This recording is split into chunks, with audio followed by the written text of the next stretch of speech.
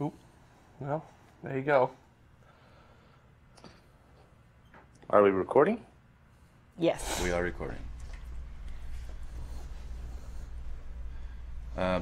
Benjamin, did you update comments? Because I see 1 through 3.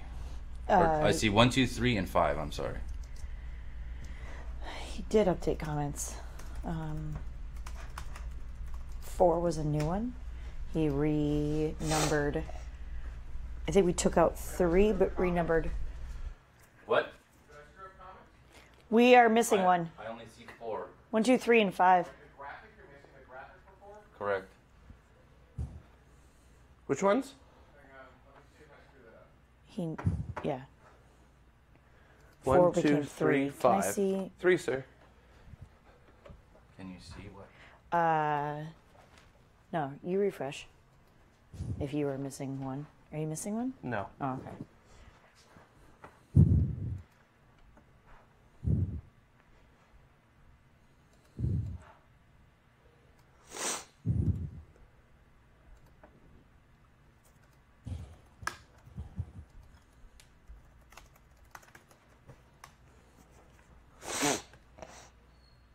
I think we kept Jason, but I'm not positive.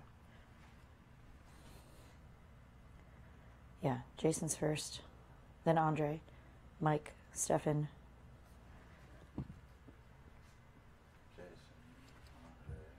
I'll build it. It'll be ready by the time you need to go live. Okay, yeah, then that's our last one. So yeah, it'll be shoved between those two. Okay.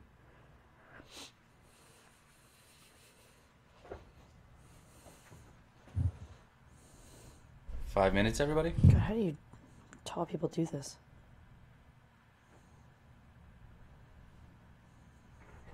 What, be up that high? Yeah, this table's like dumb low. It's frightening. It's... I just don't understand. Doesn't make any sense. Well, if you have long, lanky arms, then it's usually okay. I guess. Goodness.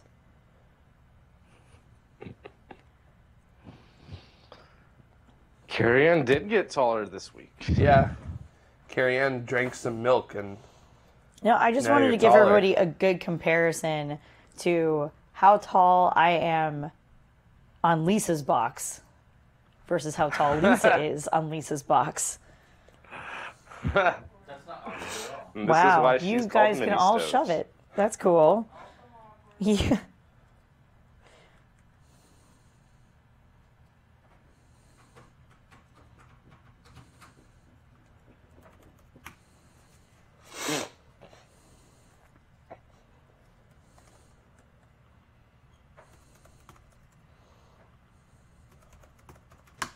Oh, yeah, Street View.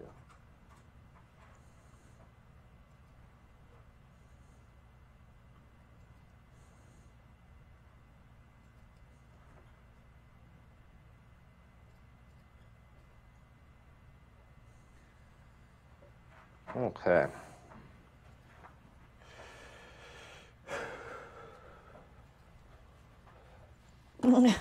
Thanks for the clarification, Marty. I was like, I don't understand why. Now I do. You got it.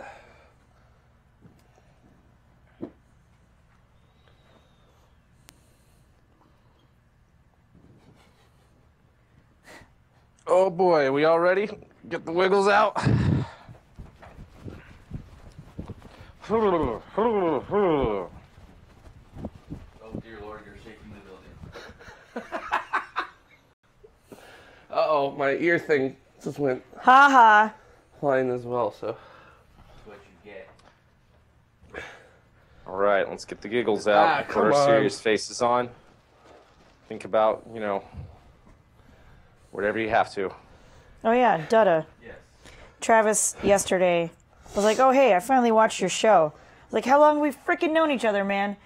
He's like, it was weird to see you all professional. I said, oh yeah? I think that's why people at work don't recognize me on the show. Sorry,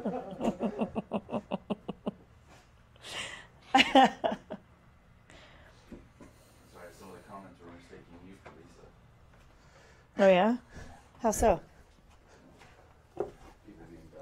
Yeah, there was one that was like, why'd she change her hair? Oh. It was better brunette. And it's like, that's not the same person. Like, not even close. Well, that speaks more volumes than the comment itself, doesn't it? Yes, it does. On many levels. Sometimes the commenter speaks louder than their comments. Yep. All right, I show CO4 is synchronized. You have it in your rundown now? Yes. Great. Ready to do Okay. this thing? Holograms go. It doesn't really matter. You're not on the show. Yeah, like, You're why not are you in even the here? show. It's 11. Your beard's coming in nicely, actually. I'm trying. I appreciate you being here, even if no one else does. Are you putting, like, conditioner in it? Oh, yeah. Yeah, you're just treating it really Beard well. wax. It's real nice. So, You're holding That's us a good way up to from do it. keep being on time. Would you get upset Thanks. now?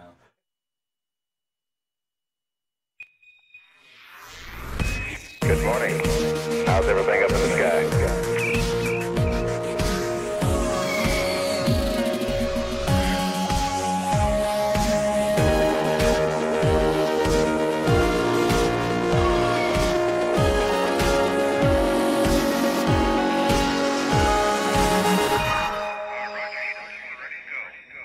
Hello and welcome to episode 10.26. I am Carrie Ann. I have with me a hologram. I have a Jared. I've got a Dada. I've actually got, let me see if I can do this right. I've got a Lisa. And we'll also have another interview coming up a little bit later on. But first, before we get started, I want to make sure I give a huge thank you to our Patreon supporters. These are the Escape Velocity variety. These are the people who give us $10 or more for this particular segment of this particular episode. And they also get access to our Discord channel and so much more. If you are also interested in becoming a Patreon patron, please head over to patreon.com/TMRO.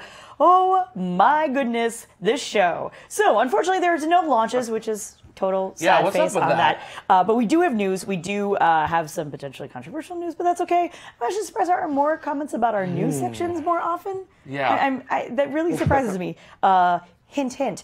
Also, we have a great interview coming up. Lisa will be performing an interview or conducting an interview with Adrian Times, who is the CEO of CubeCab.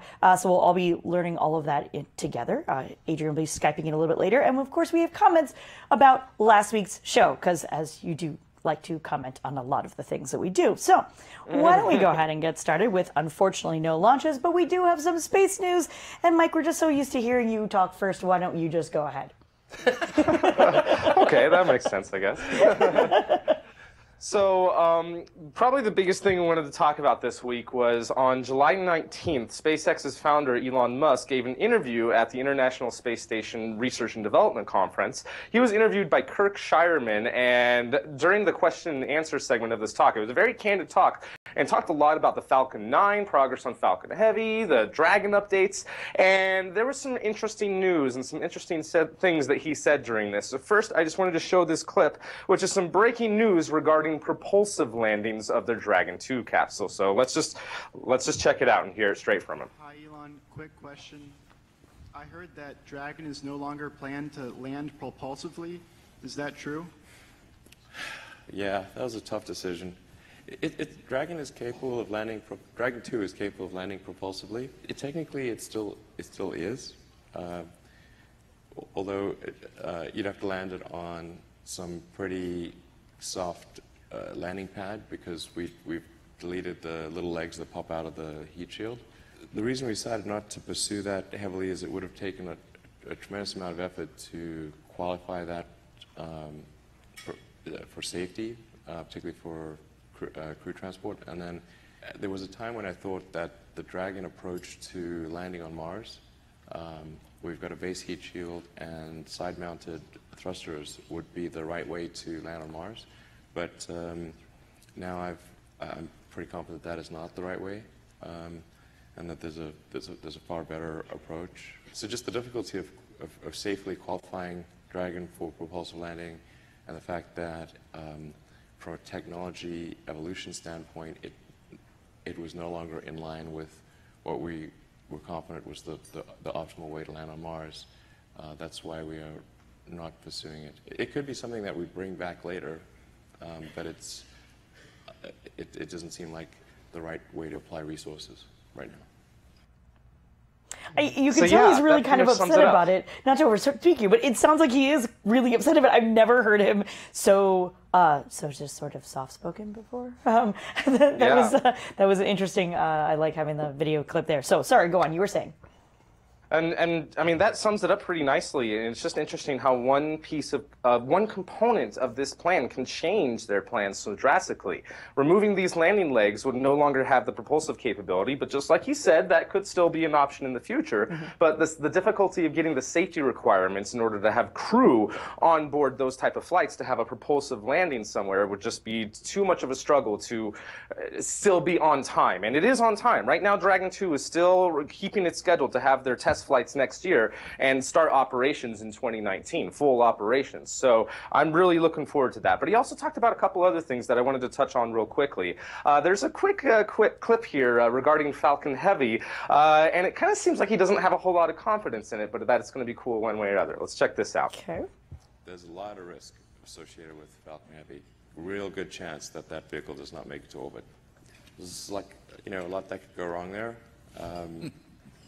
And I encourage people to come down to the Cape and see the first Falcon Heavy mission. It's guaranteed to be exciting. Nice. For sure. I really hope that mission is successful, but that also makes me feel a little bit better about it. I mean, if Elon himself isn't confident that it's going to work, then that lets me not get my hopes up that it's going to work. And if it doesn't fail, that's okay, that's almost expected. So beyond that, the only other thing that I wanted to talk about that he mentioned in this is with all these changes and no longer being able to do the Red Dragon missions of having Dragon capsules land propulsively on Mars, that's going to significantly change their ITS, the Interplanetary Transport System, and he's updating that plan and is going to present to the public a new updated version of that with a smaller vehicle in the next International Astronomical Union Congress, which is going to be in Adelaide, Australia. So looking forward to that. But there was a really interesting thing that he said that might be changing SpaceX's path instead of heading straight to Mars. And this is in regards to the moon. So let's just check out the clip. If we want to get the public real fired up, I think we gotta have a base on the moon. So it's like that would be pretty cool. And then going beyond that, getting people to Mars. Yeah. So just a small comment, but holy cow, does that mean Elon is moon first now? Interesting. I suppose. I mean, all he ever said was that he wanted to retire on Mars. He didn't say how he was going to get there. Mm-hmm. Interesting. Yeah, and I mean, personally, I'm okay with that, and it'd be interesting to still see some sort of propulsive landing stuff happen, and instead of Red Dragon missions, it'd be cool to see some Gray Dragon missions first or something like that, but in any case, we're just going to have to see how things develop in the future, but it's always interesting to see the constantly evolving plans and hardware at SpaceX. Totally. I mean, to be fair, red is really Tesla's color, so... There is kind of that, I guess. Yeah. Oh, boo. I know. Sorry. Not sorry. So, Jared, this is something we haven't talked about in a little while. Yeah. Tell me more about Dream Chaser. I thought I'd bring it back because, first of all, space plane. Everybody on tomorrow Space really plane, loves space space plane. planes. Space Yes. plane. So the Sierra Nevada Corporation is actually starting new ground tests on their Dream Chaser test vehicle. And it's happening right now out at Edwards Air Force Base It's here so cute. in California. I know. And it's just for scale. Since we don't have a banana there for scale. It's about a quarter of the size of the space shuttle. So it's not a very big vehicle compared with something the size of the space shuttle. Sure. But this is a full-scale atmospheric test model, and it's being used at the moment for brake and steering checks. So they tow it up to speed, and then they release it, and they test the steering and the brakes on it. And they're going to continue these tests for the rest of the year. They're also going to include a captive carry test where they lift it up on a helicopter and fly it around, and kind of like showing it off to everybody in that area, I suppose. And they're going to do another approach and landing test, which they did back in 2013, which we all remember that one part of the landing gear didn't deploy for that, so it ended up how should I say, rolling on the runway. But still survived intact, and they said that if there had been astronauts on board, they would have been fine. So nice. Interesting. I guess that's one way to test the crash abilities of your vehicle. Right. So Another nice thing is that new details have been revealed about the cargo variant that was selected under NASA's Commercial Resupply Services 2 contract. Now, the cargo variant is going to be able to deliver 5,500 kilograms to the International Space Station, and it's going to be launching aboard a United Launch Alliance Atlas V in the 552 configuration. So it's going to squeeze into a 5-meter payload fairing. It's going to have 5 strap-on solid rocket boosters, and it will be using a 2-engine Centaur upper stage. So not a single engine, 2-engine Centaur upper stage.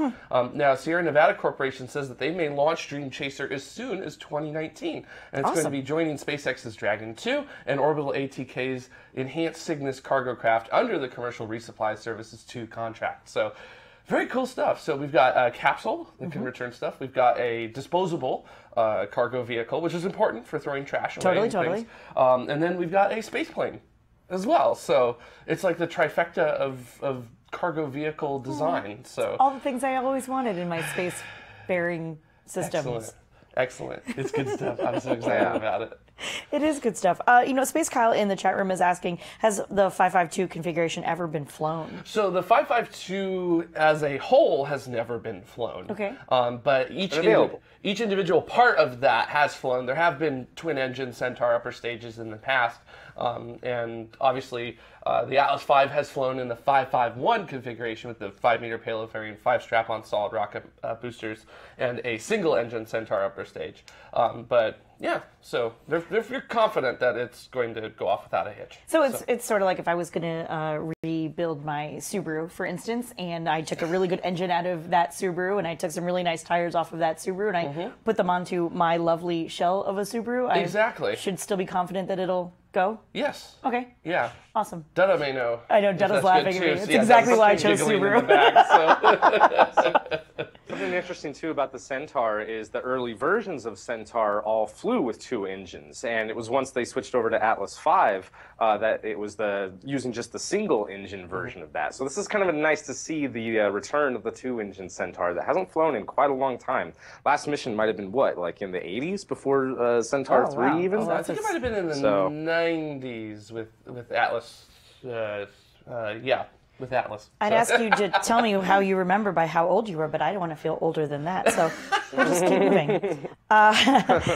Thank you, Jared. I appreciate it. All right, so Mike, I saw this title, and I did not get very excited about it, but you have a lot to say about the House voting and the 2018 NASA budget. And the reason why, I guess the reason why I'm excited about this is because there have been certain programs that the White House, the Trump administration, has called for canceling. And there's been a lot of concerns about what direction NASA is going to go. And, we have the whole thing with the National Space Council and all that sort of stuff, and we're just unsure of how things are going to go. And this is just the second piece of deciding next year's budget for NASA, and also in regard to the Space Corps as well. And the Senate still needs to do all of their voting on it, but the House Appropriations Committee has voted, and let's just go through it. First off, let's go through the exploration program. The House wants to have the same spending for Space Launch System and Orion as last year, and the president wanted less than that, but the House wants to have more money go towards the ground systems and the research and development so that we can have more streamlined operations and hopefully bring down the cost of Space Launch System. Next up, for the science programs, and here's where a lot of the heated debates were coming from. For the planetary science program, the president was asking for more money than last year, and the House wants even more money than the president has been requesting for this. And for Earth sciences, this is a little bit alarming. The president was asking for less money than last year for the Earth Science program. He was even talking about canceling programs completely outright. And the House is asking for slightly less than what the Trump administration is asking for. So that's a bit concerning. And aside from that, though, the House wants to have more spending, or at least equal levels, for the astrophysics program, same level of spending for James Webb and for the Helios physics program. So that's pretty cool that everyone's in agreement there. But then for the next programs, for the space operations program, This is the program that manages the International Space Station and the commercial crew and cargo programs. The president wanted slightly less money than last year, and the House has voted on even less money than what the president asked for. They're asking for almost $300 million less than last year, and that's just not going to help things out very well at all. I'm very concerned about that. But aside from that, the other big programs was the education program. The president was talking about ending that program and funding a little over $30 million to close out the program, and the House has pretty much ignored that, and they're going to continue the education program, which is a lot of scholarship programs, but slightly less funding than last year. And really interestingly, for the space technology program, even though it's a small chunk of the funding, it's going to be the same as last year, and there's some really interesting prerogatives that they have asked for. They've been directed to spend $35 million for nuclear thermal propulsion technology, which hasn't seriously been studied since the 80s and was really studied in the 60s. And they also want $45 million for the Restore-L satellite servicing program. And there's a requirement that NASA has to submit a draft conceptual roadmap to have the first interstellar mission. They have to deliver that report by May 2018. So that's interesting that Congress is directing NASA to look at interstellar missions. So that's really interesting. But in any case, it's all up to the Senate now. It's all up to the Senate whether or not to fund these things at the same level as the House does, or to go with what the White House, what the Trump administration has been asking for. And if you live in the United States and you disagree with some of these programs, like the funding that they're going for the Earth science programs, it is up to us as space advocates to get in touch with our local senators and tell them how we want to go. The Senate will be a very deciding factor in how the programs are going to go for this part forward. And I'm paying closer attention to budgets now with the whole administration change and how NASA is going to be formulated over the next 4 years. So this is really important to me, and I apologize if this is boring to some of you, but I think it's interesting and we need to get involved. Yeah. Oh, no. and one other thing, the Space Corps, I completely forgot to mention. I'm so sorry that this is dragging on, but there was a proposal to hold off on the whole Space Corps decision and to instead have a study to see whether or not it would be a good idea or not. And since not enough of the representatives voted on that study, essentially the Space Corps has passed in the House because no one voted against it and everyone just kind of voted for it to push the budget through. So again, that's also on the Senate as to whether or not to make Space Corps a thing or not. Yeah.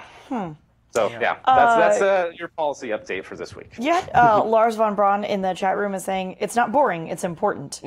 Right. And Dada also had another comment saying basically the same kind of thing. It may not be exciting, but it is important. Yes, absolutely. Yeah, also really hard to take politics out of spaceflight simply because a lot of spaceflight was born and is sort of overseen by politics as well. I mean, it's a government-run agency, so yeah. there's that. Although Ben Credible is saying that we need a TMRO Corps.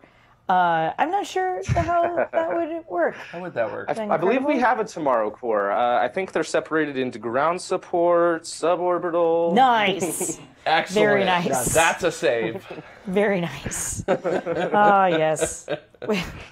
So many things to say. Anyway. But I'm not going to. So, Jared. Yes. You have some terrible news about Lisa. Well, it's kind of terrible. Not our Lisa here, not Lisa Stoge, but she's in the background like, wait, what? The mission Lisa, which is the Laser Interferometer Space Antenna. So this is basically the European Space Agency's "Can We Do It" mission for a future gravitational wave observatory, and it has come to its conclusion. They put it into a passivated orbit as it would basically go around the sun, way away from Earth, and shut down the systems on board. Now, this is known as Lisa Pathfinder, and it was actually launched in December of 2015 to test if the systems for a full-scale Lisa mission would even work in space. And those systems worked. Actually, within 24 hours of turning on the systems, the European Space Agency engineers were saying, this is better than we were expecting it to be. Huh. So it was literally like 1 day in space, and it was already doing so much better than was expected with what was done on the ground. So Basically, there are these 2 gold test masses inside of it.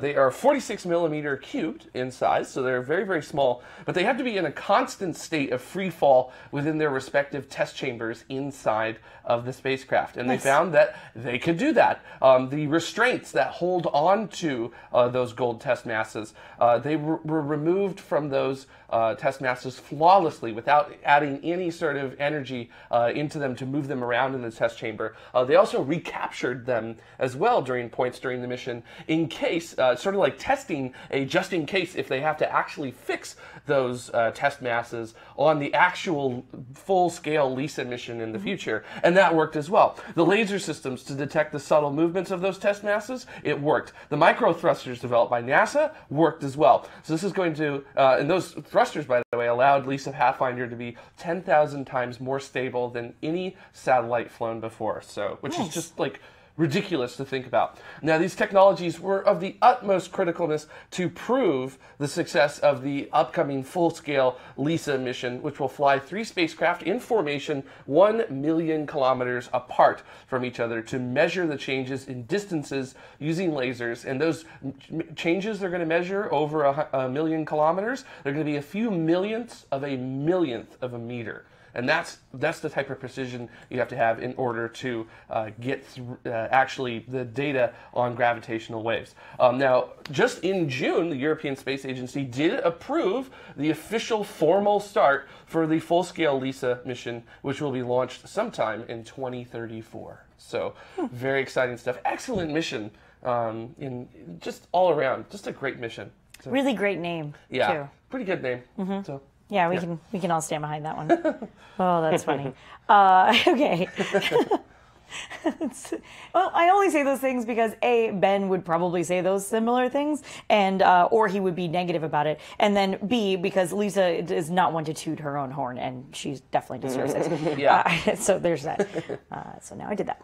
Mr. Mike, we made some way on the International Space Station. Is that correct? What's going on up there? Yeah, just a little vehicle swap out. The Progress MS-05 spacecraft, which has been docked for 6 months, has undocked. So let's check out the footage of that. And obviously, I had to speed this up quite a bit because it took quite a long time for this operation to happen. But as I said, it's been up there for 6 months. It was docked to the Piers docking compartment and undocked on July 20th, which just so happened to be the 48th anniversary of the moon landing. So that was pretty cool. Nice. It's making room for the next Soyuz launch that'll have a crew on board, and we'll dock to that same port where it undocked from. It's kind of hard to see there with it being dark there, but you can see its docking light as it separates away from it. Now, shortly after this, it flew away from the space station and did a braking maneuver, re-entered the atmosphere, and burned up shortly thereafter. And this was the last Progress vehicle that was launched on the Soyuz U rocket. That rocket is now going to be retired, and they're going to be utilizing only the Soyuz 2-1, 1A or 1B rockets from here on out that have the digital flight hardware and digital flight software, excuse me. So there won't be, hopefully, as many problems as they had over the last couple of years with Progress launches. So great that this mission is over, and hopefully the next launch next week will be really exciting for the next 3 crew members. So looking forward to that. Very cool. I can't wait till this would just be as silly a story as like, well, there was a car that left today, and then later on pulled out of the parking lot. Totally different car. Got in that same spot. Yeah. It's like just waiting for that day. It'll be really, really amazing. Yeah. Not to downplay the story, like it's great and I'm totally interested, but it was just kind of funny. It's like, yeah, no, one guy left and somebody else is coming in soon. A whole bunch so of dirty that's cool. underwear was just removed. Yeah, but I mean, like, my International Space analogy Station. is it's like the only building on the planet, and it's the only cars on the planet coming in and out of the parking lot. So yeah, big deal. It's a big deal. I love it. I love it. I love it. It's the tiny parking lot between the liquor store and the laundromat. Right. That's And you know what? If you don't believe this parking lot exists, you can go check it out on Google Maps right now. It's on Street View now. That's so true. This is true. This is so true. Which is really exciting. All right, before we wrap up news, Jared, you've got some things that I can't pronounce. So yes, that's a seismometer. And that's integration. And that's no, these words are way too big for me. Okay. So there's some really exciting news that actually came from Twitter this week, which was Dr. Thomas Zerbushin, NASA's Associate Administrator of the Science Mission Directorate. He announced on Twitter that the troubled seismometer of NASA's InSight mission is finally fixed! Yay! And it's here in the United States to begin integration with the InSight lander. Now, it was originally set to launch in March of 2016, but there were problems that came when trying to seal the seismometer in a vacuum, and the seismometer is provided by the French space agency CNES. And the launch, they decided to delay it. There were some questions as to whether this mission was even going to go forward or not, but they eventually did say, yeah, we'll do it. And now it's going to be ready for launch in the next window, which is going to open on May 8th of 2018. It'll launch from Vandenberg Air Force Base on an Atlas V 401. This will be the first interplanetary launch, by the way, from Vandenberg, so very excited about that.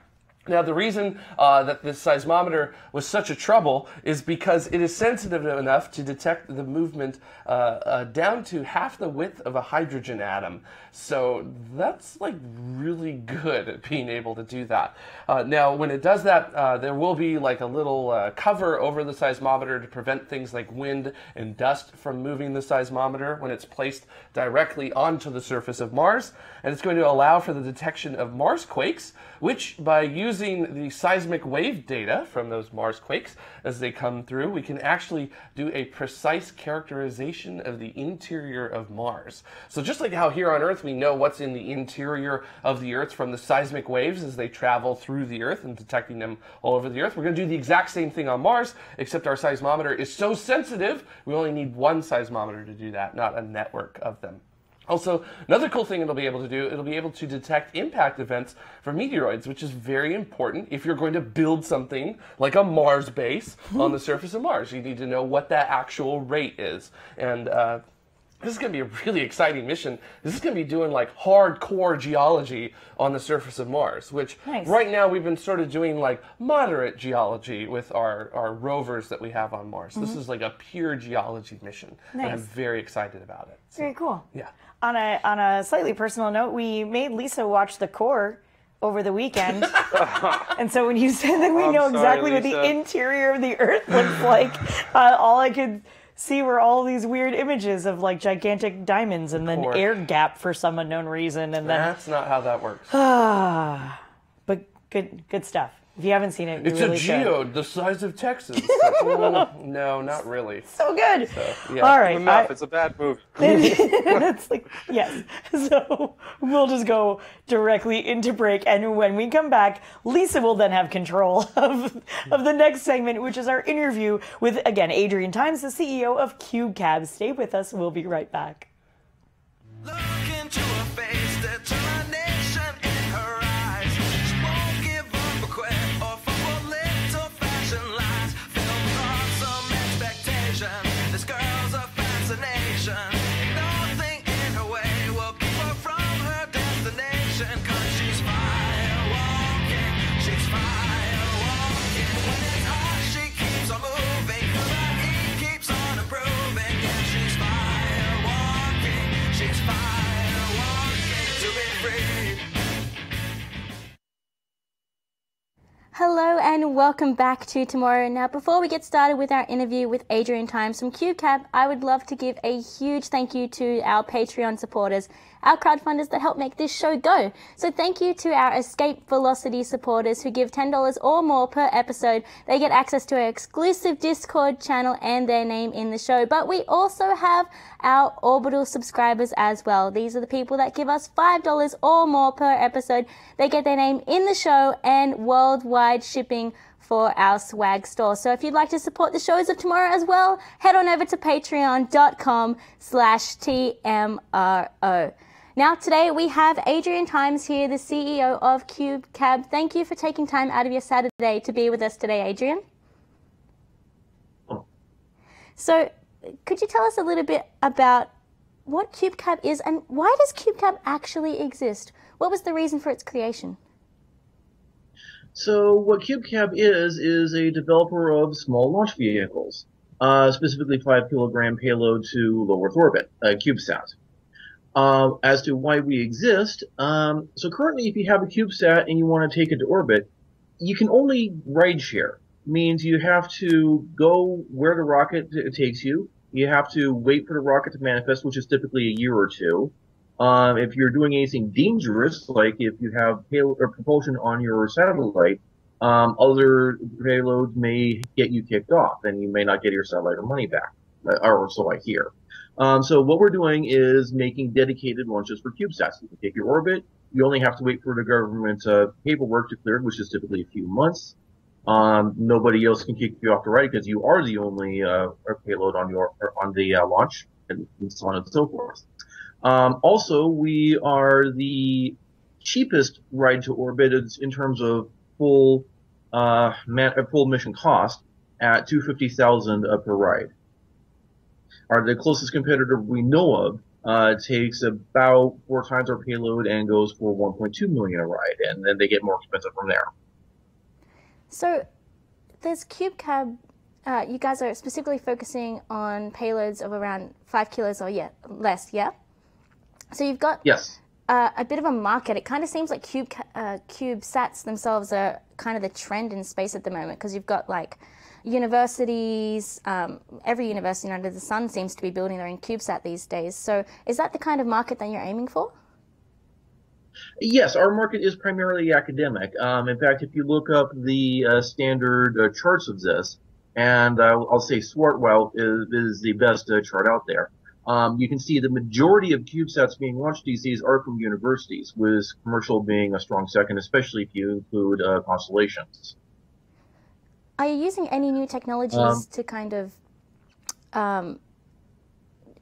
close your business case? Because universities, they have the money, but they don't have a whole lot of money. So how are you kind of making that price low enough so that universities can jump on board and become your customers? Commercial off the shelf, for one. Also, my crew has quite a bit of experience in many startups doing stuff for cheap. As my CFO puts it, we are cheap. I'm not sure if I can say that word. But yeah, we do have many decades experience in cost containment. We are doing automated manufacture as much as possible, automated launch processing as much as possible. In fact, we were talking with the National Reconnaissance Office just earlier this week about how we can get launch processing down to much less than a single day. So they could, in theory, because they have these classified payloads they want to have security on, have an agent of theirs drive up on launch day and have eyes on the package the entire launch processing cycle right up through when it gets launched. Wow, that's cool. Are you using stuff like 3D printing to kind of make sure that all your kind of processing times, build times and everything like that are kind of as short as possible? Like, because I know 3D printing is kind of another, along with CubeSats, is kind of another big thing that everyone seems to be talking about these days. Yes, we are. And it helps that our rocket is small enough that we can print large components in 3D. So there's no seams. We reduce the parts count. There's a lot less joins that can break off, that kind of thing. Nice. That's awesome. How are you going to fund all of this development? That's the interesting question. We are looking around for funding right now. Again, we're talking with the National Reconnaissance Office. They are one of our potential sources. Problem is that a lot of the VCs around here, they want to invest after you have signed customers. And we've got a few, but they're looking for more. They're thinking in the software model where you don't have to have much money before you got 1 million customers, and then they can invest. Whereas with any hardware company, especially rocketry, it's kind of the other way around. You need money before you get a lot of customers. That said, we do have a strong letter of interest, and we're doing a press release about this next Monday, from a company called SumSat, which is doing some-sized satellites. And they just announced that they want to launch 1,000 satellites through us. Now, they're really tiny ones, so like 20 of theirs. Did I hear that right? 1,000? 1,000, yes. Wow. Yep. Yeah. Now the trick is, of course, that they're really tiny ones, so 20 come up to 51 use, so they're not something they're launching 51 use through us, but still, 1,000 satellites in a single deal. We are not aware immediately of any other small satellite, single by order, that's large. We're aware of some that have gotten spread out a bunch of launch companies, but one company to one launch company, yeah. And how tiny are these little satellites that you'll be launching? So the ones we're launching are CubeSats, 1U to 3U. They are about 10 centimeter by 10 centimeter by 30 centimeter. Get that. That's about the size. Now their stuff is again thumb size, so that's why they're called thumbsats. That's so cool. Oh, I kind of wish my university had done something like that, but you know, we didn't really have the funding to do that, which is why it's so important that people like you come along and kind of make it more accessible to more people. But can you tell us a little bit more? Well, if I can do a quick plug on that, NASA CubeSat Launch Initiative is trying to find a bunch more universities that want to launch something, and they will pay for it. Oh, that's awesome. U.S. universities only, of course, but. Oh, okay. So I'm Australian, so that doesn't apply to me. But that sounds awesome for people in the US. If you're a university student, go check it out because that's an awesome opportunity. Can you tell us a little bit more about how CubeCab will be launching? So what altitude are you launching your rockets from? Because they're getting a ride on a F-104, aren't they? Yeah, that's so cool. Yeah. So we're doing air launch, which is you strap the rocket to a plane, you fly out, in our case over the Atlantic Ocean, and it's basically firing a missile except into orbit instead of to the ground. We're using the F-104s, Vietnam era planes because, well, they are cheap, and again, see cost containment. Our launch base is Kennedy Space Center because the F-104s we're using are owned by Starfighter Group, which is based out of Kennedy Space Center, so just let them take care of that. So yeah, we say our launch point is over the Atlantic Ocean, although from the FAA's perspective, Kennedy is our launch base because we are legally obliged to count the aircraft as stage 1. Wow. So there's a also means that we are under reusable launch vehicle regulations. Oh, cool. So does that kind of improve the regulatory process, or does that kind of make it a bunch harder being classed as a reusable launch vehicle? Well, there is more paperwork and more reporting. On the other hand, once we have proven the first flight successful, that makes it easier to prove the subsequent flights. Because we have to do stuff like prove that an F-104 that has been flying for decades will not spontaneously combust upon takeoff, because it is the first stage of the launch vehicle. And, well, I'm sure you understand they want proof that the first stage of a launch vehicle isn't going to immediately combust and send debris all over a presumably populated launch area. We have another question from the chat room. So Wubba Lubba asks, 1,000 satellites, there's still room for all of our junk up there? How does the ISS dodge it, or how come the existing satellites don't collide? So I guess what we're asking here is, what kind of orbits will you be putting all your different satellites into? Yes, the orbital debris question. So we are aiming for 400-kilometer polar, bit over 500-kilometer equatorial orbits, which is a lot lower than most of the orbital debris. As for how does the ISS dodge it, well, I think it was Arthur C. Clarke who said space is big, really big. I may be having the attribution wrong there, but these orbits can be tracked and plotted, and in the orbits around where the ISS is, there isn't that much of concern. The orbits in question are really 800 to a few thousand kilometers, where there have been like an anti-satellite test and a collision and that kind of stuff. And up there, if you have stuff, it just stays up. Whereas down at 400, 500 kilometers or smaller, the atmosphere is still thick enough that over years, orbits naturally degrade. The ISS needs to reboost every so often in order to fall back into the atmosphere. So the stuff we're launching, if the satellite's dead on orbit, it will decay back into the atmosphere within 25 years, probably a lot less. And it helps because you guys are launching things that are so small as well, so they're going to be decaying over a faster period of time because they're so small. So I guess, yeah, the ISS doesn't have anything to worry about. Not necessarily. I mean, smaller, you got smaller surface area as well. And we do have to watch out because, again, we are launching a lot of university satellites. So a lot of the satellites we're going to be launching are going to be the first satellite a certain group has done, which with quality control accordingly. So we need to make sure that if the satellite malfunctions, it will just pop back into the atmosphere. Nice. It's good to have that on paper so you kind of know that you're not contributing to that space junk problem, which is a serious problem that we're going to have to be working out in the future. We've got another question from the chat room here. So we have Paco De Niro asks, will the rocket be recovered? So I know that your F-104 will be coming back intact, but your rocket itself that you're strapping onto it, is that going to be coming back, or is that going to be destroyed? Not at first. So our first generation is completely expendable. Now, we may develop a reusable rocket eventually.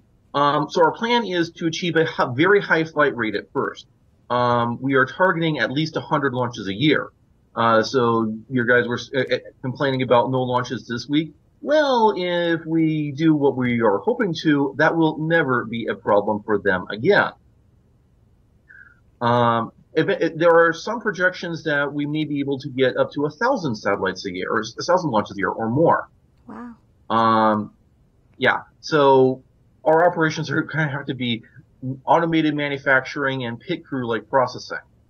Nice. And so eventually it may make sense for us to develop a reusable rocket once we have that going. But first we have to. So one of the big problems with a reusable rocket is you have to amortize the cost across a bunch of launches.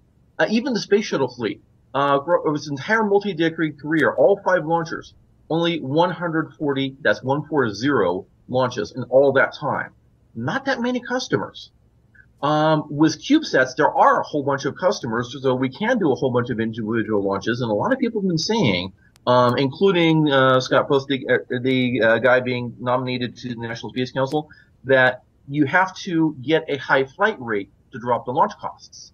So CubeCab is primarily about getting that high flight rate so we can eventually drop the launch costs and then fund development of a better technology going forward. Speaking of the technology that you guys are developing, I've got another question from the chat room here. So Sarge Enzyme is asking, how are you going to eject 1,000 sats from your rocket? So what kind of dispenser do you envisage? So have you guys been working on your deployment systems for CubeCab as well? So there is a standard CubeSat deployer called the P-Pod, developed by Cal Poly. We are envisioning getting something like that mounted and built as part of our rocket. And so as for ejecting our satellites from the rocket, it'll be just a standard CubeSat deployment. You use spring loading and you just pop it out. If you go to CubeSat.org, they have a CubeSat specification which includes how you deploy CubeSats and what it looks like from the CubeSat's perspective. So SumSat is planning to package, like I said, 20 of these satellites into a 1U form factor. So we deploy essentially a 1U CubeSat, and then they have a deployer to spring out the 20 SumSats from a 1U that has been deployed. Cool. So a deployer that deploys another deployer. It's like deployerception. I've got another question from the chat room here, and Neuropilot is asking, is the rocket based on existing rockets like an AIM-7 missile, or is it completely a new design that you guys are working on? And how far along are you guys in the development of your launcher? New design, and we are doing simulations at the moment. We've done a few ground tests, but for the most part, once we can finish getting the funding, we just buy stuff, prove it works to its specification, and go. But yeah, it's going to be a new rocket technically. All solid is our current plan, so it's very much existing concepts, existing proven technology. It's just the rocket itself is new. When do you expect to have your first launch?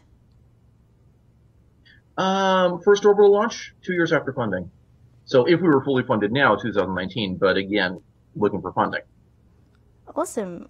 So what are your next steps then? Are you looking to expand your team, or is your focus right now on getting that funding, or is it on developing your launcher or getting through regulations? getting that funding and doing what development we can, we do have some money. We have some right back to basically friends and family, and we're doing what analysis we can while we are trying to get the large funding. Just a few million though. But yeah. I guess, do you have any background in working with things like Kickstarters or alternative methods of securing funding for projects like these? So we've looked at Kickstarters, and unfortunately, the largest Kickstarters get to a few $1,000,000 if you have big celebrity backing and a whole bunch of other resources that we don't have. So we suspect that Kickstarter is not going to work out too well for us. Hopefully something comes along in the aerospace industry. I know that this show in particular, we kind of lived off ad revenue for a while, and then all of a sudden Patreon came along, and that kind of really brought a new life to the show with, and thank you to our Patreon supporters as well. So yeah, maybe we could look into a kind of Patreon for the aerospace company. Crowdfunding a space program might be something to think about in the future. The amounts that we're looking for don't really work out too well for that. I mean, 5 to 6 million funding for the development program, $250K for a launch. These are not amounts that just everyone off the street has in their pocket. Whereas Patreon does work on like 1 or 10 or 100 at a time. Yeah. I guess something to think about in the future. Maybe someone has a great idea on like how we can move forward into kind of this new space way of funding the big money that's required for space. I mean, people say space is hard, but space takes a lot of money too. So maybe in a few years, someone will kind of have a solution for that. But we'll see how we go. Another question from the chat room. This one comes off of Twitch actually, and it's from the Action09, and they want to know a little bit about the fees that goes towards tracking the bits and bobs that go to space. So do orbital launch companies pay some of the fees that goes towards the tracking of the CubeSats that has to go on to monitor where they are? Well, it depends on their model. The way we're doing it, not directly. I mean, we pay through taxes, of course, but the tracker is based out of the U.S. Air Force, which is taxpayer funded. There is licensing to prove that you are safe to launch, but that money goes to the FAA to cover their cost of the study. There is fees to cover if you're doing a telemetry and launch application for the FCC. Then you have to file with the NOA and DOS, but those don't really cost money. So yeah, not directly. All right, I think we might head into our 5 general questions that we ask everyone at the end of every interview here. There are no right or wrong answers here, so just go with the first thing that comes to your mind. They're really general. So the first one that we have here is Moon or Mars first? Are you talking from a company perspective or my personal perspective? This is just from a personal perspective here. These are just kind of really general questions that we like to ask every guest at the end of the show, just to learn a little bit more about them. Okay, personal perspective, asteroids. And actually, I've written up a plan starting with planetary resources or deep space industries, like identifying an asteroid, move it into the Earth's moon system as close as politically acceptable. I think you can't get any closer than Geo, and even that would be tricky. Set up a manned mining camp there, and mine enough platinum, return it to the Earth to cover the cost, and generate that into a manned space colony eventually. I can provide more details, but that's getting off topic for this interview. That's awesome. We should probably add a third one to that question then. Moon or Mars first or asteroids first? That's cool. The next question is, would you go? Would I go to space or any particular destination? Well, the question is just, would you go? So CubeCab does not launch human-rated cargo. I mean, unless like you've died and you got incinerated and we're sending your ashes up. But yeah, so not applicable for CubeCab. if a viable space colony was set up, then I might go if I was of use to them. Sure. But in my case, the destination would matter, not just go to space. A lot of people would just go to space, yeah, no question there. Good luck to them. For me, I go where I'm useful. Awesome. When do you think humans will first land on Mars? The 21st century. Anything more specific? Or are you just hedging all your bets there? Hedging. Very, very much hedging. That's a nice strategy. That's awesome. Okay, when do you think humans will first set foot on the moon again? See previous answer. Oh, you're going to win all the bets here. Okay, and our fifth question, why space? A number of reasons. The primary one is unlimited resources. Earth has a finite amount, a lot more than people say there is, but still, eventually there's going to be only so much Earth, even if we colonize the bottom of the sea. Space, there ain't no such limits. That's awesome. Second reason, exploration, finding out the origin of the universe. Third reason, well, see the overview effect. People experiencing what it is to be in our place in the universe. Also, if you can get a space colony going, you could probably get a lot better environmental effects and, of course, no natural disasters, and generally engineer a better living environment for people to exist in. I mean, how would you like to live in a place where the weather is scheduled, where there are no earthquakes, typhoons, or anything of that nature? For one thing, you'd probably live a lot longer, on average. That would definitely be something to experience. Before we head off today into our next break, one more question. Where can people find more information about you and about CubeCab? CubeCab.com. Awesome. All right, Adrian, thank you so much for your time today. We're going to head into a break, and when we come back, we're going to have comments from last week's show. So stay tuned. We'll be right back. We've always looked to the stars. They guide us, give us comfort, help us find our way. We see ourselves out there. When we look up, it inspires us. And we long for something we don't yet know. We yearn to go there. So we venture forth. We choose to go to the moon in this decade and do the other thing, not because they are easy, but because they are hard. Because that goal will serve to organize and measure the best of our energies and skills. Tranquility Base here. The Eagle has landed. It's one small step for man, one giant leap for mankind. The exploration of space will go ahead, whether we join in it or not. Many think we stopped exploring. But we know our journey didn't end. We've only just begun.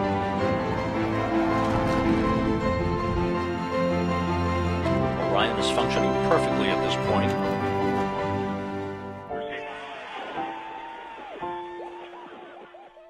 Come with us and explore tomorrow.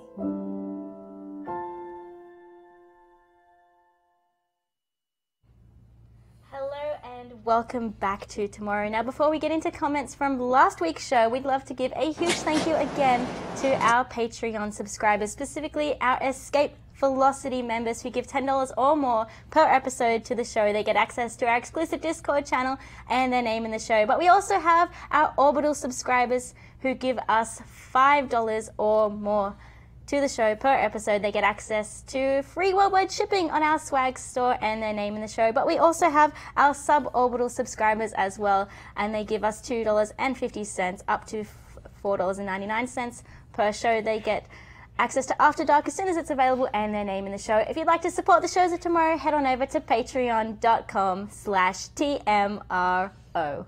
Good job with that, the payment thing. You're just saying stuff and then you're like, wait, I can do this math, hold on. To 49, yep, that's what it is. Because that's not written. No, I was trying to convert from Australian dollars. That was my issue. So escape velocity in Australian dollars is like 45,000 Australian dollars? Something like that. Cubits and 29 credits. cents or And, something. Correct. Yeah. So, oh my goodness. Okay, so these comments, of course, are from last week's show in which Lisa did also another amazing interview with blah, blah, blah, blah, blah. That's what I said. With Astro Athens, Athena Brensberger. Really, really good job with that. You two seem to hit it off very well, and I'm glad that was you and not me. I would have been crazy intimidated. So there's that. First comment, of course, comes off of Twitter. This one is from a Jason Hammond, at Jason Hammond. Very creative. I did the same thing with my Twitter account. Finally caught up with tomorrow. Thanks, Astro Athens, for your optimism and ambitions for new audiences. Ace hosting by Lisa Stoge too. Hashtag Patreon Pride. I'm kind of like that hashtag. I like that hashtag too. I'm going to use it all the time. Yeah, that's really cool. Yeah, no, you guys did a great job. You both seem very comfortable. I almost didn't recognize our own show because I was like, oh, well, see, it's Lisa's show now, and that's what's going on, which obviously it's Lisa's show now.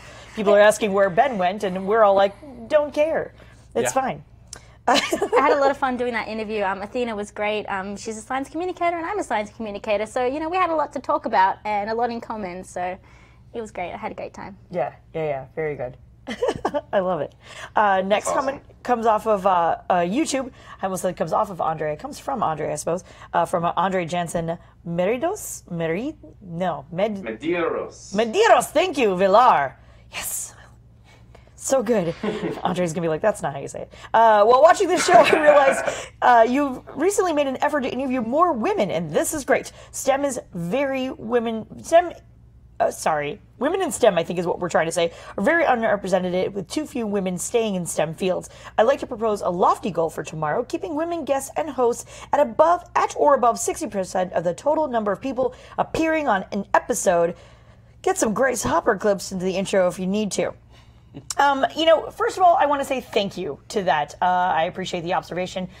We do, of course, we try to have as many women presenters and guests and all of that other fun stuff as much as humanly possible. But at or above 60% is just simply not a reasonable goal. That's just. Although right now we have 66% female presence on screen. So. We do, but it's just. Oh, wait, sorry, Mike. I forgot about Mike. Wow. I feel like it's equal right now, 50-50. Where's this extra 16%? Hologram is gender neutral. I'm not sure if you noticed. I'm sorry. Sorry. Hologram doesn't count. No,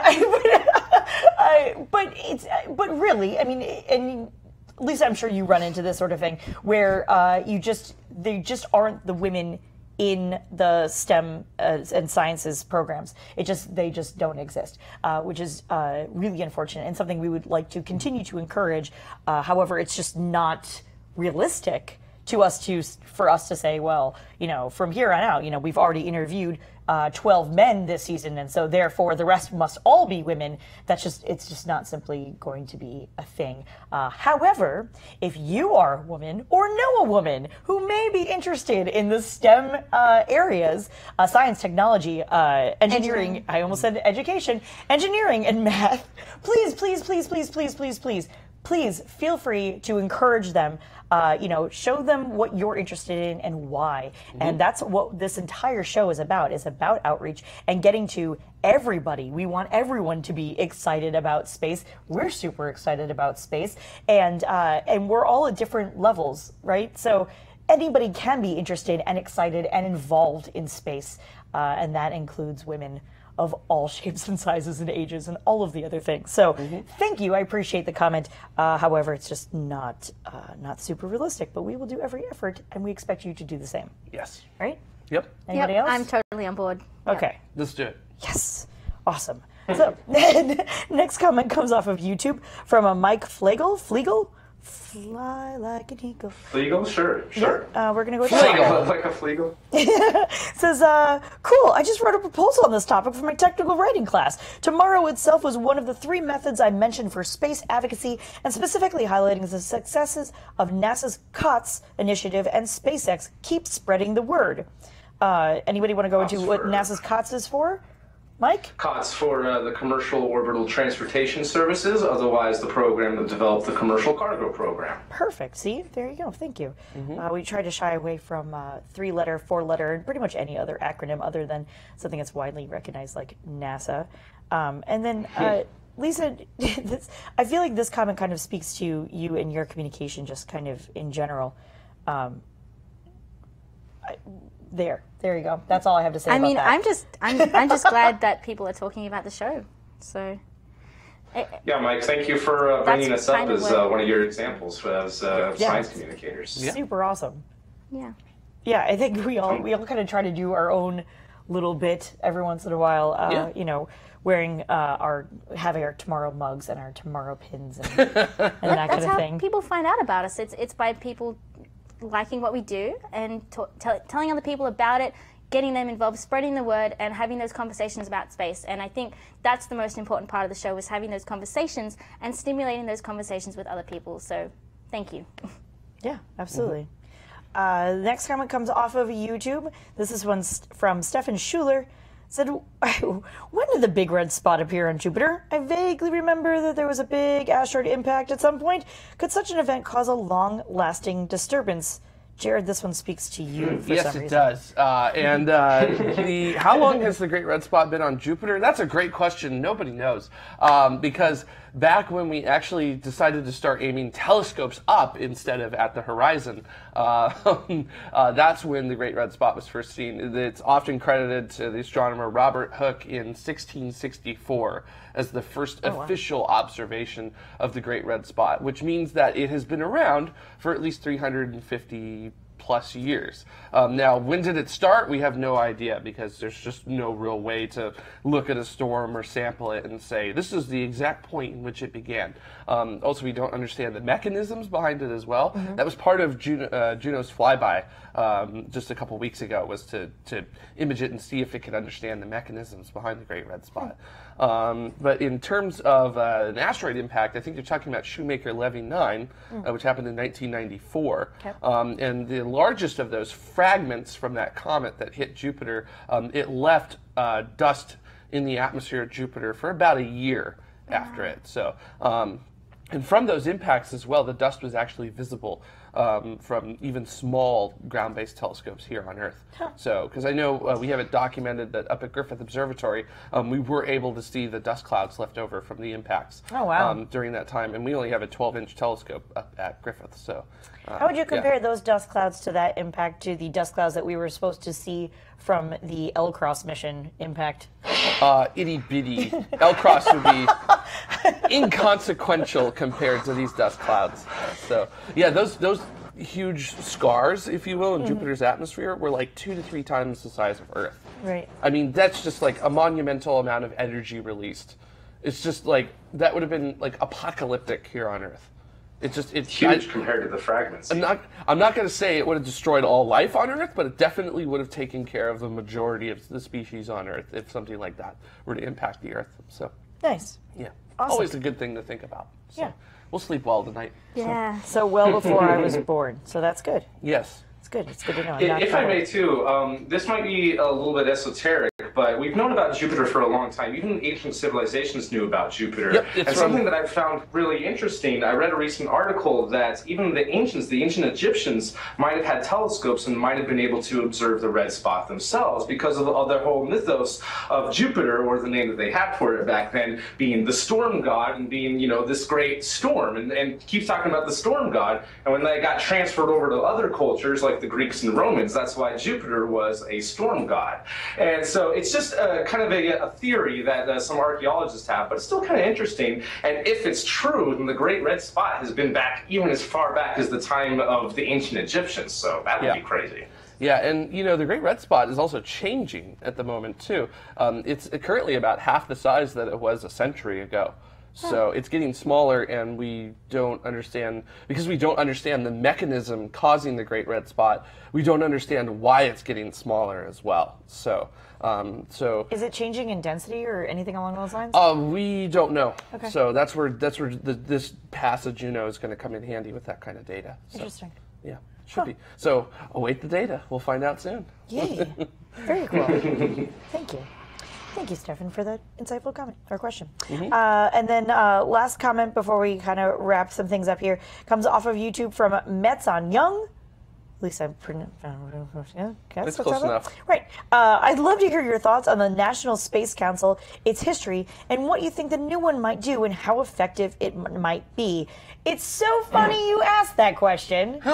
Asking you shall receive. And it also is crazy to me that this question was asked on it was a comment from the last show, and unbeknownst to Metson Young, an upcoming show actually on August 26th, though about a month from now, we're actually going to have Robert Walker on to talk about this exact topic, which is not to say that we can't add our opinions between here and there, but I think we want to save a lot of that for that particular show. It's going to be very, very interesting. So definitely stay tuned, as it were, and we will bring this back up. I think what I'm going to do is copy and paste this into that show, and so that we can actually reference it right back for you. So a couple things before we go. I want to make sure that we have a huge thank you to even more Patreon supporters. These are our ground support crew. These are people who have donated us or given us $1 or more. You obviously get your name in the show. You can attend Google Hangouts. It's so much fun. Totally stuff. I want you to be able to get your name in the show and be able to find it. Okay, so if you would like to get your name in the show and other fun things, head on over to patreon.com/TMRO. And next week, sadly, we lose Elisa. Sorry, Lisa. She has to go back down under. To Australia. With the name banner change and everything.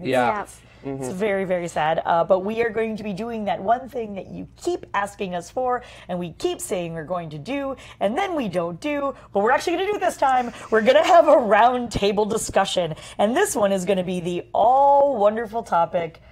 Oh boy, I cannot wait. This is going to be discussion of SLS, or Space Launch System. Oh, goodness. Yep. I'm sad I'm missing it. So good. I'm so excited. Maybe we'll actually bring out the table too, and we can sit around it, and it will be a round table, right? I think that's good. That would be awesome. Ben is cursing my name right now, but he doesn't have a mic, so you can't tell. Yes. Also, real quick note, there will be no After Dark next week, as we will also be doing that other thing that we keep saying we're going to do and not do, but we're actually going to do, is a Patreon hangout. So if you're interested in joining us for that hangout that would normally be kind of an After Dark kind of situation, you can donate patreon.com/TMRO. All right, so all of those things said. Ben is saying in the chat room, no guests, so we can Skype Lisa in.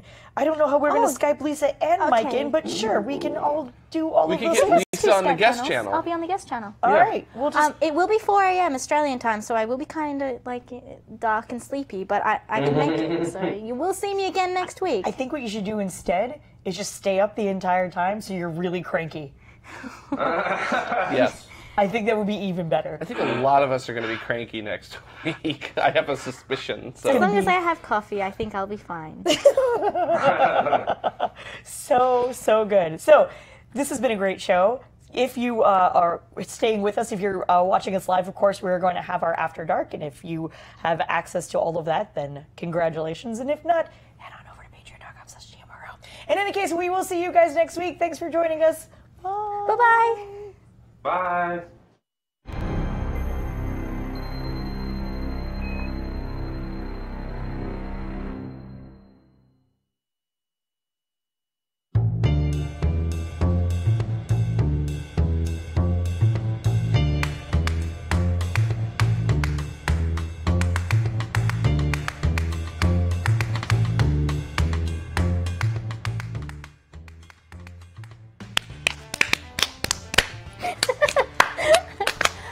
As soon as the music started, the two of them are like, it was like, We should. Yeah, go ahead. Is Adrian still around? Adrian, you don't have to stay if you need to go. You can. Oh, yes, totally. We're going to quickly film an intro to the show, and then it's going to be after dark, so really casual, really informal. So you can stick around for that if you'd like to have another chat with us, or you can go. It's free. And enjoy your Saturday if you like. But yeah. I don't know if you can hear me, but I'm still here. Okay. Yes, yeah, we can hear you now. now. There was a weird, awkward moment there of Dada, maybe. unmute him. Yeah, there we go. Cool. Okay. No, I blocked out after the interview just for feedback on that because I don't get many interviews like this. Cool. Oh yeah, no, that was great. Yeah, cool, I cool. hope Thanks you so had much. fun. I think we all had fun with that one. Yeah.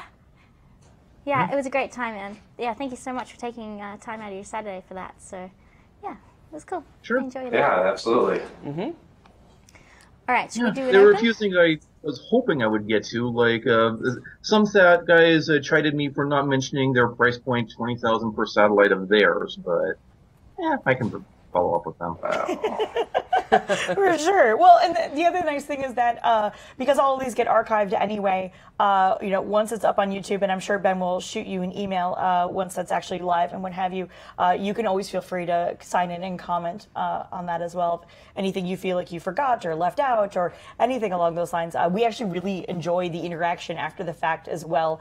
It's all about making sure that it's as what's that long form evergreen content as possible, right? So there's always going to be some sort of update or something you forgot to mention or anything along those lines. Our chat room and our commenters are usually really good about continuing to be interactive after the fact. So I think you've garnered some fans here nonetheless. Yeah, I know some of my friends were planning on watching the interview after it got posted sometime next week, so. Perfect. And if they have any comments, we'll probably pull those into the next show anyhow, because even though we're going to be doing a roundtable discussion, we always like to have comments about the previous show on, as of course, you just saw. So that's always good. We can do that. All right, an open. All right, so yes, we have to do an open. Like Lisa said, Adrian, if you need to sign off, feel free. That's totally fine. Otherwise, if you don't mind, we do have a little bit of work we still need to do first. I'm here for at least the next hour. I will wait for you to hang up the Skype call to signal that we're done. Or if it goes another hour, then I'll have to split. But I don't think we'll try to take up too much more of your time. I do have a flight to catch at some point. Right, exactly. I am flying out tonight, so and I need a pack. But yeah, there's a couple of those things. So, Mr. Mike, what was your favorite thing? Well, obviously the SpaceX story, but I'm trying to figure out how to word it. Yeah, that's a weird one. I'm just going to shout out, Space Plane! SpaceX moves from Red Dragon to Gray Dragon? SpaceX sits down on Red Dragon? Yeah, that's true. Hey, Space Mike? Ben Credible, you need to say something to Yes, Space I can Mike? hear Space your Mike, echo. it sounds like you're in a box. Can you double check and make sure, like, if you tap on your microphone, are we using the correct microphone here, or are you maybe in a box? Oh, is that why I couldn't hear him very well? Could be. Also, I think my batteries might be dying. When he was tapping, The news? I don't have No, I didn't hear Negative. anything. So, During the news section, you sounded great, and then ever since Yeah. we've done the comment section, I don't have audio from that mic. I think that's why, like, at one point I spoke over you, Mike. Was like, Try resetting your mage ball. I'm hearing Hang all of on. that though.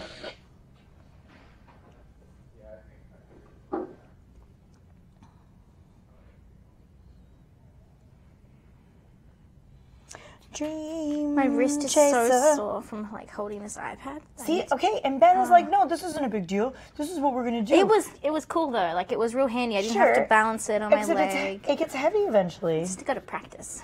Ugh. Oh, so sore. Dragon is getting its legs cut off. Whole dragon, no That's fly. hilarious. Test. Oh, that's That better. sounds better. Yeah. There you go. Test. There Yeah. There you go. There you go, Mike. That's good. And just Mike's waiting mic for is video to come back. microphone. Hold it up the whole time. You can set it on your lap. Yeah, but that But does. so that's- because I'm so short, my legs are slanted down, so like it'll just like. Oh, I mean, mine are too. I don't think it's a short thing. Well, I guess it is a short thing because otherwise you're off like this. Toothless Just waiting becomes for legless. video to come back. Under your legs so that. What did you do, Mike? so that my legs like are at 90 degrees. Like this? I set the Magewell adapter. Obviously, it looks like sound has come back. It's just waiting for the video to come back. Just loading, loading, loading. I can recycle the call if you want. Yeah, let's do it. Okay.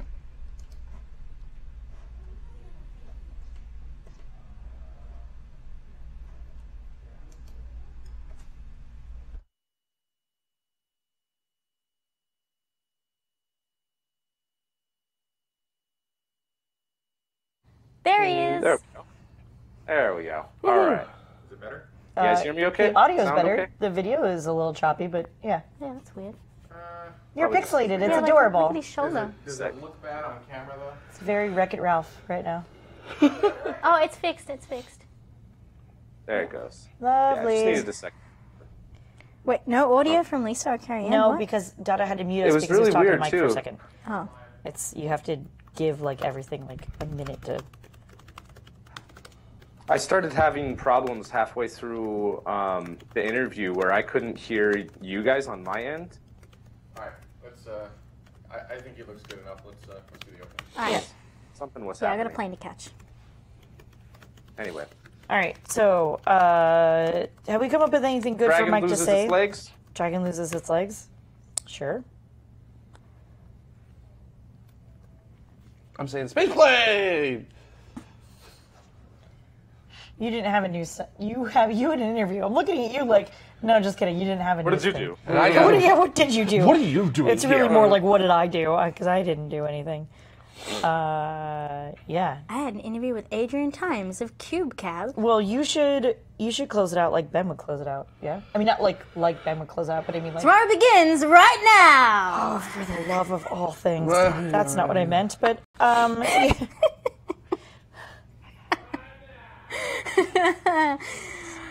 I can't do it the same, so I shouldn't. I mean, you certainly can. I just nope right out of it completely. But that's just me. That's just me. Should I What do are it, you- chat what are you room? saying? Should I do it? You know that we can't hear you, right? He can't hear us either, apparently, so awesome. Awesome. Perfect. Good gods. What are we waiting for? All right, so coming up, Dragon loses its legs, All right, space doing it. planes, and then Lisa or Carrie Ann? I think Lisa should. What are think you going to say? what I Lisa normally says I say have when an Ben takes interview. over things. Yeah. And then I just.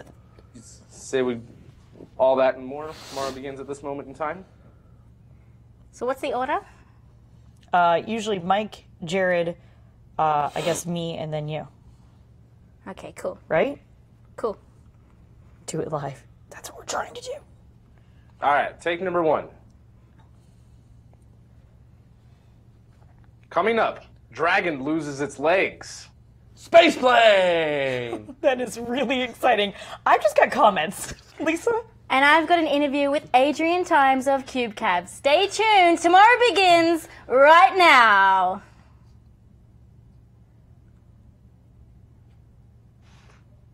Let's do it one more time for good measure. I didn't like it. Not enough bendness. Number 2. No comment. Coming up, Dragon loses its legs. Space plane. I've got news and comments. And I've got an interview with Adrian Times of CubeCab. Stay tuned. Tomorrow begins right now. Right now. There you go, guys. Ben was in the show. Print it. That's a wrap. Dada? Yeah, I don't care. Ben's gonna edit. It's gonna be crap anyways. Whatever. This is true. All right. Oh, for heaven's sakes. Oh, for Pete's sake. Benjamin James.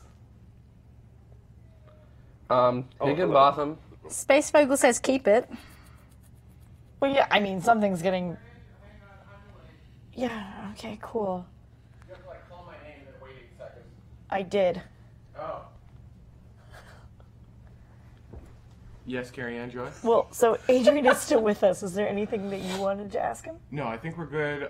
Adrian, we'll cut and print. That was a good segment. I was happy there. Actually, there are no edits in this show other than Yes, the there is. intro. There is? The commercial, the calendar commercial going into the calendar commercial. I forgot to add the delay, so it needs to be edited. Ah. I can't hear better. Going into the calendar commercial, he forgot to add the delay, so that needs to be edited. Okay. Okay. So other than that, it was a clean show. I think we're good. Yeah. We need to get you out of here, so we should do a very rapid After Dark and then GTFO. Did you want to join us for After Dark? I can. I mean, you don't have to. I just sort of feel like. So Adrian, I can't hear you.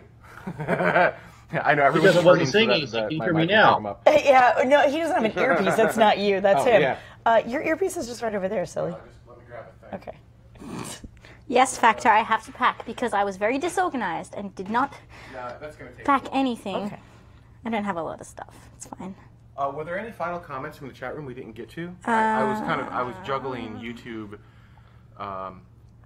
Twitch, and I the got main that. chat I room. said that one. I said that one. We did that one. We did that one.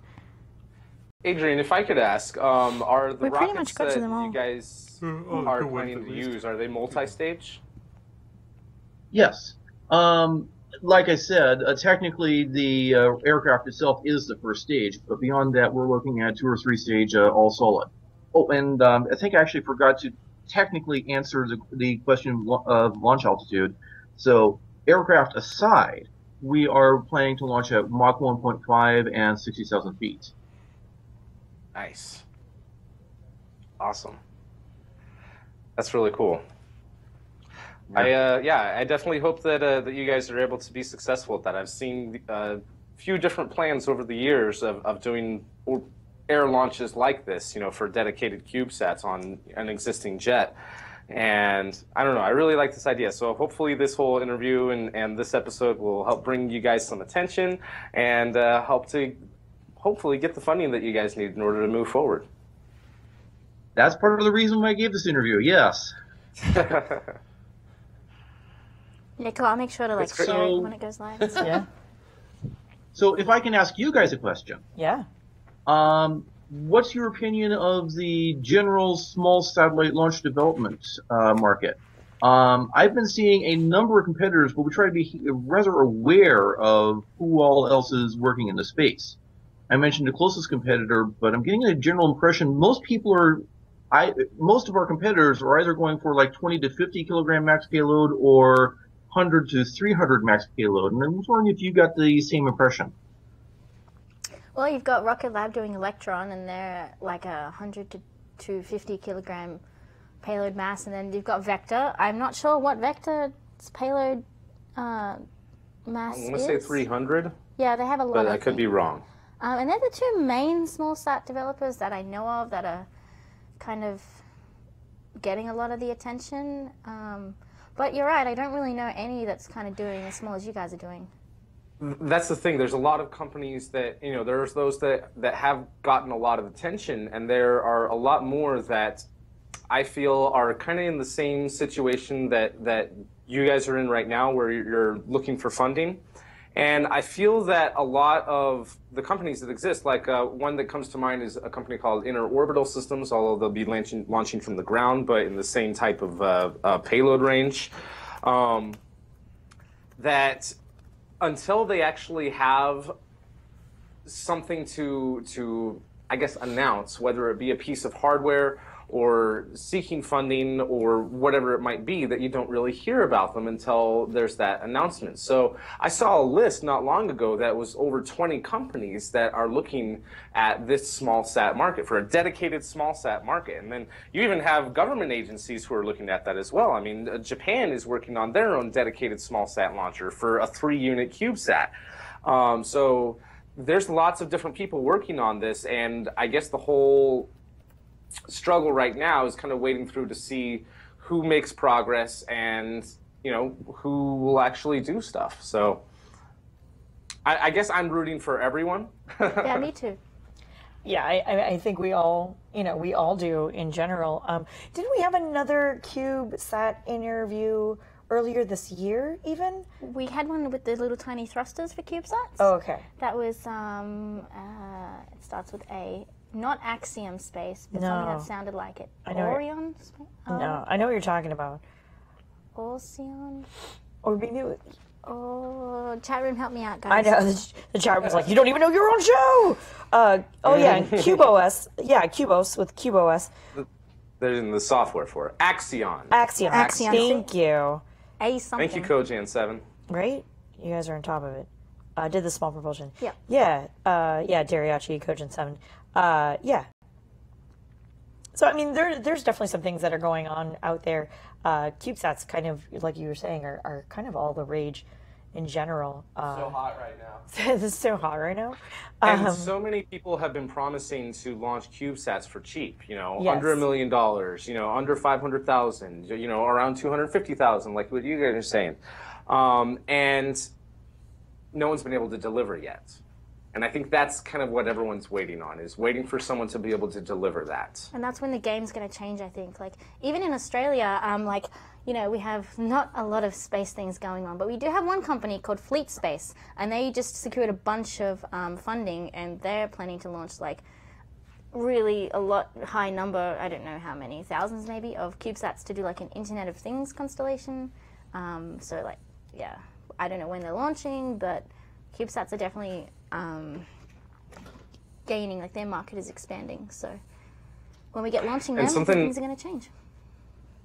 Another trend that I've noticed is every time something big happens in space, you'll start seeing a lot more investors and angel investors who normally aren't involved with the space industry at all. Yeah. I remember after SpaceX had their first cargo mission to the International Space Station, suddenly you started seeing a lot of investors at space conferences who had never been involved with the space industry before, hadn't invested in the industry before, but now they're seeing, oh, space is an actual thing, and this might be actually a good market. So once someone, I think it might even be Launcher One from Virgin Galactic. I know that probably is a weird example, but because they have so much public attention, once that launches, I have a feeling, this is just my own personal prediction, that we're going to start seeing that another wave of investors who aren't normally involved in the space industry, investing in all these other companies, hopefully yours included, to have their own Launcher One, to have their own Virgin Galactic, and to kind of be a part of that thing, even if they don't fully understand it. Does that make sense? I believe that you are correct, and in fact, one problem I didn't mention earlier was the VCs. Is a lot of VCs that we've been talking to, in addition to wanting to complete the software hardware and all, also say they have their own launch vehicle investments. Ironically, Launcher One, Rocket Lab as well. We've been talking to some of those guys, and they're saying, oh, well, we've already invested in a launch company. We don't want to risk too much by investing in more than one company in the category, which is yes, but... Yeah, that seems odd. I feel like if you're going to, you're like, I really like Ford, so I'm going to invest in Ford, but I really like Tesla, but I don't know, they both make cars. That doesn't seem to make any sense to me. If you like both of those things, invest in both of those things, regardless of how similar or different they are. Put your money where your mouth is. Yeah, put your money where your mouth is. Isn't the point of investing to have the largest portfolio that you can, so that you have the higher chance of a return on investment? But it's an unknown, I don't know, maybe I didn't understand. It's an unknown market right now. Keep in mind that, no, you're fine. Keep in mind that with all of the small sat launches that are in the market today, and the number of small sat payloads that need to go up over the next few years, there are too many launchers for payloads. So not all of the launchers will succeed. They simply cannot. There's not enough market share for everyone today.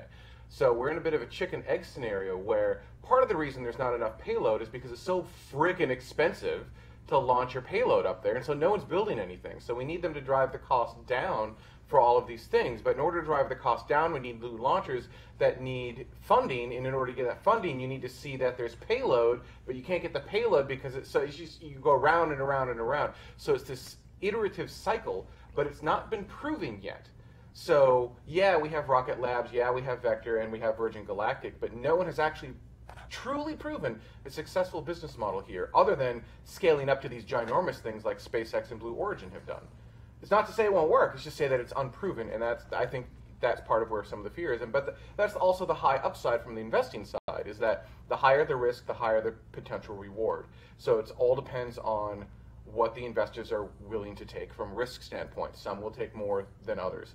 But I think you look at like Jurvetson, Draper, whatever, I forget the name of their whole company. I know, I keep thinking it's Price. Draper, Berkshire, George. Yeah, Thank you. EFJ. Because Mad Men gets stuck in my head. Right, yeah, right. I mean, they seem to take a pretty large risk early on, and it seems like it's paid off fairly well for them. So I think you'll see other VCs kind of going down that same road. But I can totally see where they'd only want to invest in one because it is a large chunk of money, and so they kind of want to choose. They're not, I think they're just kind of dipping the toes in. They're not jumping in full yet, if that makes any sense. Yeah, good points. That's actually part of CubeCat's planning. Is we're doing CubeSats because even without us, there is this developing market. And also it allows us to get by with only 5 to 6 mil development funding as opposed to the 10, 20, 30 mil that these larger companies need. Yeah, I mean, and that's going to be part of the key is not just the development funding, but also keeping the cost of the recurring flights as low as possible. That's what's going to open up this market. Those flight costs have to come down even further than what we're seeing with Rocket Labs and Vector and Virgin. They have to continue to come down to see this market open up. I don't know what that number, that magic number is, but it's not the $5 million or $3 million per launch price tag. It's lower than that. I don't know how much lower, but that's not it. Yeah. I think a lot of university like projects are surprised when they see a CubeSat, even just like a 1-unit CubeSat kit for like $15,000 or something like that, and then come to find out that to launch it would be over $1 million to have it as a hosted payload or something like that. So I think that a lot of people expect it to be almost the same price. If that could be the cost of your CubeSat, whatever size and how complex it might be, it costs the same amount to launch it. It shouldn't be 10 times the cost to launch the satellite than it is to build it.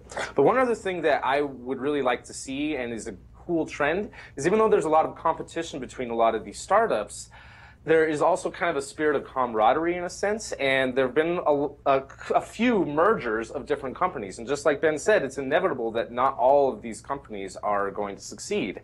And I think that those that aren't able to succeed will join forces and create more super companies. I mean, even Vector Space Systems started off as a different company and absorbed Garvey Space Systems and created Vector, and that's awesome. So they have almost a little bit of a leg up than either company did alone by merging together. So that I hope that all these different ideas will not just go by the wayside and be forgotten about, but will join forces and actually make something happen. That's just my ideal world. One launch provider to rule them all. No, but I mean, like Orbital ATK. I mean, that's also... And Orbital Sciences and ATK, that was an awesome merger. Right, an awesome merger. And it's not like either company was doing anything necessarily bad or, not as good on their own, but together they were better. Oh, we're watching the birth of a new industry here. Even though we've been in space for a while, this is truly the first time that everything's changing. And I don't think we actually know what it's changing into just yet. But it's really fun to watch because there's some amazing things happening. We're watching these launch costs get lower. We're watching the payloads get larger. We're watching our capabilities from a launcher standpoint begin to flourish and seeing some competition there for the first time in decades. And so there's just incredible, amazing things happening that very few people actually know about or can actually see. And what that's going to do to the industry / all of humanity will be absolutely incredible over the next 10 to 20 years. Our entire society as a whole. Yeah, I mean, it's like the birth of the iPhone, the original iPhone, right? We're coming up on, 10 years for the iPhone? Yeah. And you go back and watch the original iPhone presentation, and everyone's oohing and awing over the fact that you can swipe to scroll, right? But, I mean, just things that we take for granted today, just like, of course there's a rubber band effect. Of course you can do all these things. I mean, that was revolutionary 10 years ago. That's the point we're at in space right now. And the trick is going to be the people with the checkbooks necessary to make all of this happen, how many of them have the vision to see that through, and how many of them have the correct vision, because not all of the visions will be winners. That's just the nature of the beast. Across the board, by the way, right? I mean, that's just how all investing is. So how many people will have that vision, and then how many people will succeed? That's really what the key here is going to be. Smasher in the chat room says #6 months out. No, it's not 6 months. It is longer than 6 months. It's actually a lot like the iPhone again, right? The iPhone came out and there were lines and it was a game changer. And that's what we're starting to see with some of these low cost launch providers, but it took a little while. It really took a little while for it to really gain traction, and you're going to see the same thing here in space. And I think those timelines will be about 3x what you see in technology. So instead of 1 to 2 years, it's going to take 3 to like 6 to 9 years for that same kind of traction. But once it grabs hold, watch out. Yeah. If you want, I can drop a little thing on that nuclear thermal bit you had. Partially responsible. So I mentioned CubeCab is looking to do a whole bunch of launches to fund reusable launch. That's not the only thing on our agenda. Possibly, once we have high reliability and trust from you're doing a whole bunch of launches and they don't blow up, that sets the political credibility to potentially, and I'm not saying we're committing to this, I'm not saying we're actively thinking about this, but potentially nuclear thermal launch to orbit. And I'm sure you know what that would do to launch costs. Yeah, I mean, it sounds neat, but the politics of getting anything nuclear started in today's society, it's exactly. Frankly, it is going to be a better technology across the board. It always is, but everyone is scared of it. Correctly or incorrectly, I say everyone. That's too broad of a stroke, but a mass majority of very vocal people are scared of it, and so I just don't see a political way through that. It's not a technological issue; it's a political one. Yeah, I agree, and that's one of the things CubeCab may be attempting is to set up a politically acceptable way to do it. By establishing that, hey, we have a whole bunch of launches every year. We have high reliability. Our stuff doesn't blow up. And even if it did blow up, it would blow up over the Atlantic in small enough pieces that nobody cares. Yeah, people will care. Yeah, I'm just being. I mean, I hate to be Debbie Downer on that one. I think it's a great idea, but no one is going. You're going to hit some extreme political backlash on anything that has radiation. No kidding. Yeah. I mean, it's going to be. I think the politics of that are much harder than anyone has ever worked on. NASA ran out of what was the exact element they used? Plutonium-238? Sure. They ran out. They couldn't get more. They couldn't restart production for spacecraft. That was just a guess. Sure. I thought it was unobtainium, so it's fine. It's not 230. It's not. Is it 238? 238. Yeah, all right. Yes. So they ran out. They couldn't even restart production. This is our own government that couldn't get this production restarted until fairly recently in extremely low yields now, and that's just for like things that are going to Mars. I wish you luck. I think it's a noble cause. I don't see how the politics will allow for it. Yeah, that's why I say it's just one option we are looking at. There's a high probability we will settle for just doing reusable and a bunch of other more politically acceptable technologies. This would be like our own moonshot. I mean, it's not wrong from a technical standpoint, from a pure engineering and technical standpoint. Yeah. All right, I got a bag to pack. All right. Yeah. We need to wrap up the show. Thank you so much for coming on. It was a great interview. It was a lot of fun. Thank you, everyone, for watching live. We'll see you next week with our SLS Roundtable. By the way, that was just an idea. You don't have to Skype in at 4 in the morning. Probably will. Your travels are insane. So yeah, it's not even just the travels. It's like I have a meeting. I have 2 papers. Yeah, I can't sleep for the next week and a half. We will leave the option open for you, but we will not expect you to be there. How's that? Because that's crazy. But yeah, thank you everyone so much for watching. Adrian, we actually cannot hang up the call on this side, but we're gonna go. So feel free to hang up. And everyone, have a great day. Thank you. Good show, everybody. Good Bye. night.